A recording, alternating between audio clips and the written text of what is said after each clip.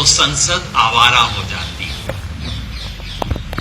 इससे पहले कि आप इतना सुंदर कोर्ट मुझे बताने लगे और मेरे खिलाफ इस संसद की अवमानना का मुकदमा चलना शुरू हो, मैं बता दूं कि ये कोर्ट भारत की संसद के सबसे महान सांसदों में से एक राम मनोहर लोहिया का है।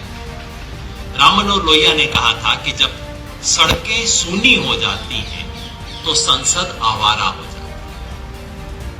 टिप्पणी संसद पे नहीं है, किसी एक संसद या सांसद पे नहीं है, ये सड़क पे चल रहे प्रोटेस्ट और संसदीय लोकतंत्र का रिश्ता बताने के लिए। ये बात इस बुनियादी सच को दोहराने के लिए कही गई थी कि दुनिया में लोकतंत्र का और कॉन्टेस्टेशन का बहुत गहरा अंदरूनी रिश्ता है। Democracies all over the world, in the history of democracy, democracies have progressed because of contestation.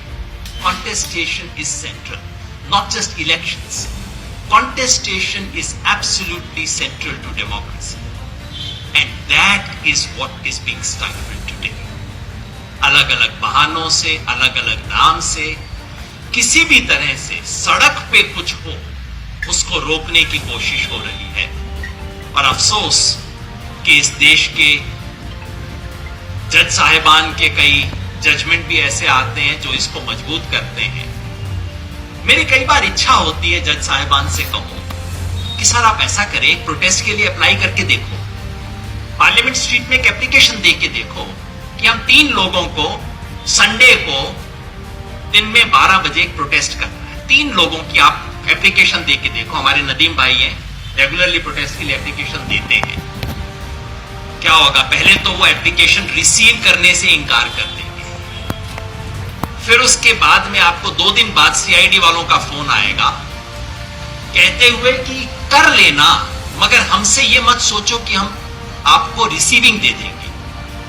फिर आप किसी तरह से झगड़ के उनसे रिसीविंग लेते हैं। रिसीविंग का मतलब कुछ नहीं, simply an acknowledgement that you handed over that piece of paper to the police station. ये आपको 3-3, 5-5 दिन नहीं मिलता है। और आखिरी दिन, अगले दिन आपका डेमोन्स्ट्रेशन होता है तो रात को आपको बताया जाता है कि आपकी परमिशन डिनाई हो गई है। फार्मर्स प्रोटेस्ट हमने किया था, मुझे याद है रात 2 बजे तक मीटिंग चला था। यहां पे 20,000 किसान रामलीला मैदान में सो रहे थे। रात 2 बजे तक दिल्ली पुलिस से हमारा मीटिंग था और दिल्ली पुलिस ने कहा था हम यहां स्टेज नहीं बनने देंगे, शामियाना नहीं लगने देंगे, यू बीन डिनाइड परमिशन। ये कोई अनयूजुअल चीज नहीं है। This is the standard operating procedure of Delhi police and police all over the country. और आखिरी दिन भी हमारे हाथ में परमिशन लेटर नहीं था, हमें कहा था ठीक है आप कर लीजिए। This is exactly how protests are treated all over the country these days. जिसका मतलब है कि जब चाहे पुलिस बाद में कह देगी ये तो इलीगल प्रोटेस्ट था, परमिशन दिया नहीं गया था, हमें तो इंफॉर्मेशन ही नहीं थी।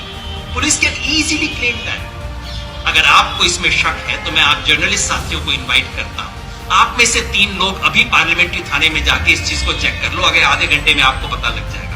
And I'm speaking of the national capital. I'm speaking of the most prestigious police station where there are special instructions to treat people properly. वहां ये होगा आपके साथ। और अभी हम उससे 500 मीटर दूर बैठे हुए हैं और उसमें हमारे जज साहिबान कहते हैं कि आप डेजिग्नेटेड प्लेसेस पे प्रॉपर परमिशन के साथ कीजिए। मुझे लगता है 21st सेंचुरी में तो परमिशन आएगा नहीं, 22nd के लिए हमें वेट करना पड़ेगा। Doesn't the judiciary know about these elementary situations of how this country operates, how the police operates? जो हो रहा है, बाकी साथी बाकी किस्से बताएंगे। मैं सिर्फ 2 बात आपके सामने रखना चाहता हूं, दोनों बिल्कुल रीसेंट किस्से। एक आज सुबह की रिपोर्ट है और एक आज से 1 सप्ताह पहले की रिपोर्ट है। हरियाणा में जैसा आप जानते हैं फार्मर्स प्रोटेस्ट हो रहे हैं। इन 3 एंटी फार्मर्स कानूनों को लेकर किसान बहुत परेशान हैं, चारों तरफ प्रोटेस्ट हो रहे हैं। बीजेपी उनके फेवर में अब मार्च निकाल रही है ट्रैक्टर पे। बिल्कुल उनको भी हक है, जैसे हमें हक है उनको भी हक है फॉर्मल प्रोटेस्ट करने का। 14 तारीख को अंबाला जिले में नारायणगढ़ तहसील में बीजेपी के 2 एमपी, जिनमें से एक यूनियन कैबिनेट मिनिस्टर है, ये उसके फेवर में एक ट्रैक्टर मार्च निकाल रहे हैं। अब जैसा कि आप एक्सपेक्ट कर सकते हैं, फेवर में ट्रैक्टर मार्च निकलते हैं, अपोज करने वाले सड़क पे खड़े होते हैं बेचारे। तो उसके सामने कुछ लोग ब्लैक फ्लैग लेके खड़े हैं, अपोज कर रहे हैं कि ये बिल का हम विरोध करते हैं। सब कुछ डॉक्यूमेंटेड है, वीडियो पे है। इस बीच अचानक ये जो प्रो एक्ट जो लोग डेमोन्स्ट्रेट कर रहे हैं, ट्रैक्टर पे एक 72 साल के बुजुर्ग बैठे हैं, नाम है उनका भरत सिंह। वो अचानक ट्रैक्टर की सीट पे स्लंप कर जाते हैं और फिर 1 मिनट के अंदर बाकी लोगों के ध्यान में आता है कि ये बुजुर्ग थोड़ा गिर गए हैं वहीं पे। मतलब ट्रैक्टर में ऑलमोस्ट जैसे मैं अपनी सीट पे यहां बैठा हुआ, मान लीजिए निढाल होके यहीं पे गिर जाऊं, एग्जैक्टली होता है। Everything is captured on video. लोग भागते हैं, उनको पानी पिलाते हैं, उनको हॉस्पिटल ले जाते हैं।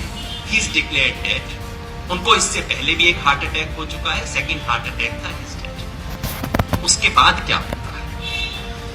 उसके बाद सबसे पहले तो बीजेपी के स्टेट प्रेसिडेंट वहां पहुंचते हैं उनके कंधे, उनके अर्थी को कंधा देने के लिए। उसके बाद किसानों पे, जो 6 किसान काला झंडा दिखा रहे थे, भारतीय किसान यूनियन के थे, मेरे ऑर्गेनाइजेशन के नहीं थे, लेस्ट यू थिंक कि मैं अपने ऑर्गेनाइजेशन का प्रोपेगेंडा कर रहा हूं, भारतीय किसान यूनियन से थे, और उनके खिलाफ एफआईआर होता है। और चार्जेस पता है क्या है? 302, नॉट इवन 307, इज 302, मर्डर की एफआईआर की गई है। 7 किसान अब तक अरेस्ट कर लिए गए हैं, इसलिए कि वो काला झंडा दिखा रहे थे। उसका किसी वायलेंस से कोई लेना देना नहीं है, वहां पे कोई वायलेंस नहीं है, कोई हाथापाई नहीं है।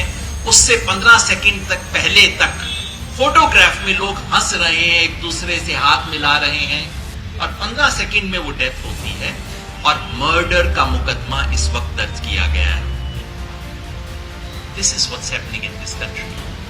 और अगर ये है तो लोकतंत्र, संविधान, supreme court, judiciary, rule of law, ये सब तो मजाक है। मैं बार बार कहता हूं, इस देश का संविधान वो नहीं है जिसे लेके प्रशांत भूषण सुप्रीम कोर्ट में खड़े होते हैं। इस देश का संविधान वो है जो कि थानेदार मानता है, और वो थानेदार ने तो अपना संविधान बदल दिया है, दिल्ली में भी, हरियाणा में भी, बॉम्बे में भी। और आज हम उसके खिलाफ आवाज उठाने के लिए आए हैं यहां।